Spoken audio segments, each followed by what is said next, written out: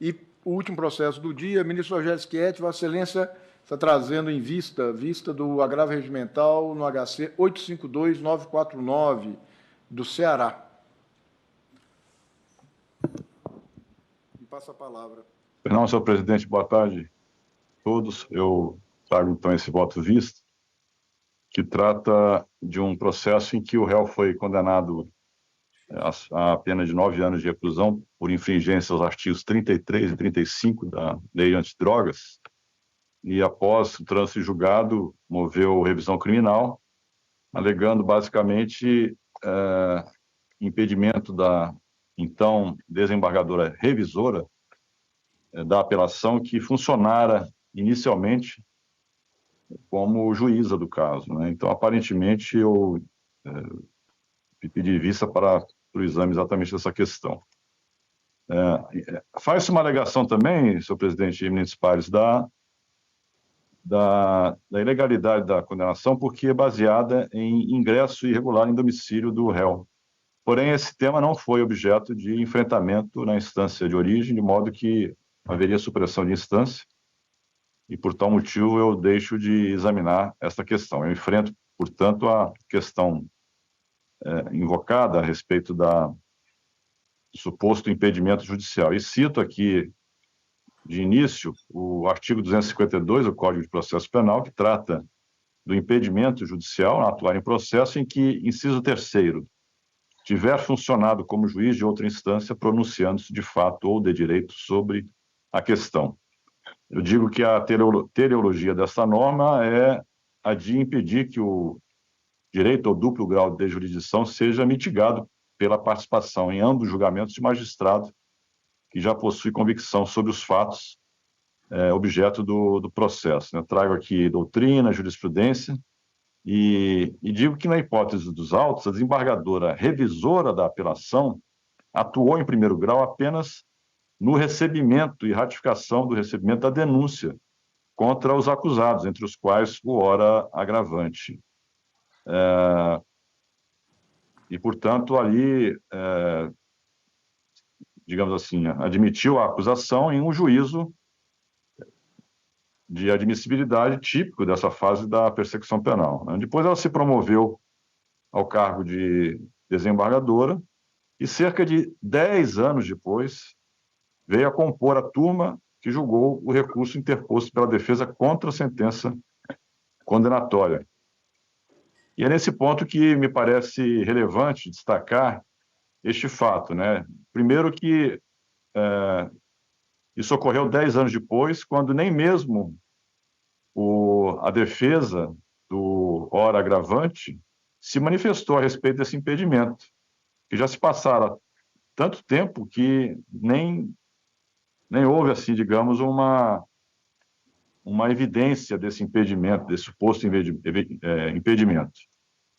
E é claro que se houver realmente impedimento, não se preclui, né? Porque é uma causa de validade do processo, né? Uma condição de regular procedimento do feito. Mas aqui me parece que a norma em questão, lá do artigo 252 do Código de Processo Penal, não incide na espécie, porque ali fica muito claro que o impedimento se dá quando o juiz, inicialmente, se pronuncia de fato ou de direito sobre a questão, como é a própria dicção do artigo 252, inciso 3º.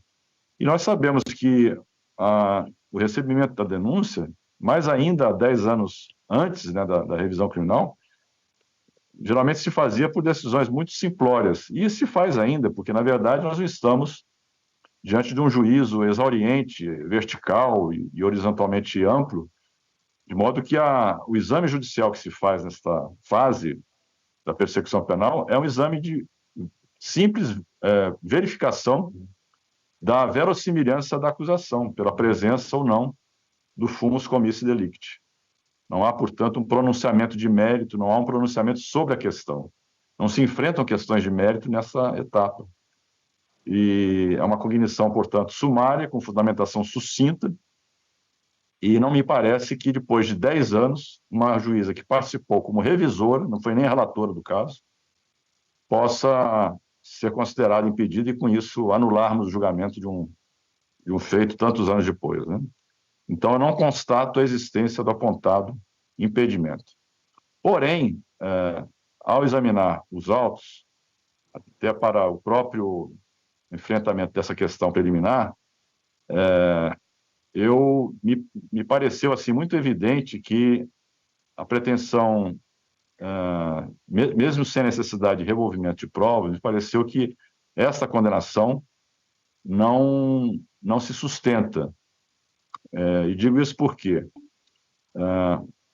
pela simples leitura, né, da sentença e do que consta dos autos, depreende-se que, inicialmente, os policiais abordaram o veículo do co-réu Francisco Ed e ali encontraram algumas porções de drogas. E ele supostamente haveria apontado aos agentes, de maneira informal, o ora paciente como responsável por repassar-lhe as substâncias e efetuado uma ligação solicitando 60 gramas de cocaína a mando dos policiais. Ou seja, os policiais prenderam a pessoa e determinaram a ele que efetuasse uma ligação para aquele que possivelmente seria o fornecedor da droga. Com isso, os agentes foram até o local, mas ainda assim nada encontraram de ilícito. Mas, de acordo com os policiais, o paciente haveria confessado informalmente ser um atravessador da droga, a qual era fornecida pelo co-réu Marquinhos. Por isso, os agentes de segurança foram até a casa de Marquinhos e lá se encontraram entorpecentes. Marquinhos, por sua vez, supostamente delatou o co-réu Márcio, cuja residência também foi vistoriada com a apreensão de mais drogas. Então, vejam, eminentes pares, que a simples leitura da denúncia, da sentença e do acórdão deixa claro que não houve apreensão de drogas ou outros objetos indicativos de tráfico com o paciente, o que até poderia gerar uma condenação, já que houve apreensão da droga em posse de terceiros.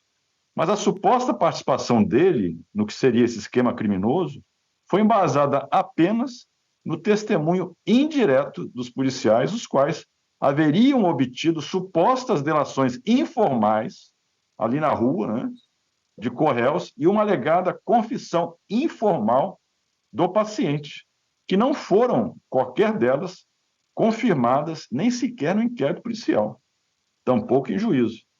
Ou seja, o que nós temos aqui são policiais dizendo que, numa confissão informal, no meio de uma rua, alguém teria dito que o ora agravante lhe teria fornecido drogas, com essa pessoa nada foi encontrado, e que teria obtido a informação por essa pessoa, que informou também de maneira muito superficial o endereço de quem efetivamente fornecia drogas, e ali sim foram encontrados uma quantidade de drogas. Então, muito, muito, muito pouco para uma condenação por um crime de tráfico e de organização criminosa, né, de artigos 33 e 35 da lei antidrogas. Não se pode condenar alguém simplesmente porque os policiais teriam ouvido uma confissão informal que sequer foi ratificada na fase inquisitorial, muito menos em juízo. Não houve nenhuma prova judicial que pudesse dar algum respaldo, alguma segurança epistêmica a essa sentença condenatória. Então, eu divijo parcialmente da relatora para, embora negando a existência de impedimento judicial, dar provimento ao agravo regimental e absolver o acusado da prática dos crimes previstos nos artigos 33 e 35 da Lei de Drogas. Esse é o meu voto, senhor presidente. A relatora é a ministra Laurita Vaz. Eu vou acompanhar vocês. Como vota o ministro Antônio Saldanha? Eu acompanho, presidente. Ministro Jesuíno Rissato? Eu acompanho o voto do ministro Rogério Schietti. Está sem som, presidente. Bom, você está ouvindo agora, ministro Rogério? Agora sim. Uhum. Bom, então eu acompanhei, o ministro Rissato, o ministro Saldanha também, e o ministro Teodoro não vota nesse caso, considerando que a relatora era a ministra Laurita Vaz. Então, a turma, por maioria, vencida a eminente relatora, concedeu a ordem nos termos do voto, como é que é? É agravo regimental, deixa eu abrir aqui. Deu provimento parcial. Deu provimento parcial ao agravo regimental para absolver o acusado das práticas dos crimes previstos nos artigos 33 e 35 da Lei de Drogas, por falta de provas, nos termos do artigo 3867 do Código de Processo Penal. Relatará o acordo o ministro Rogério Schietti.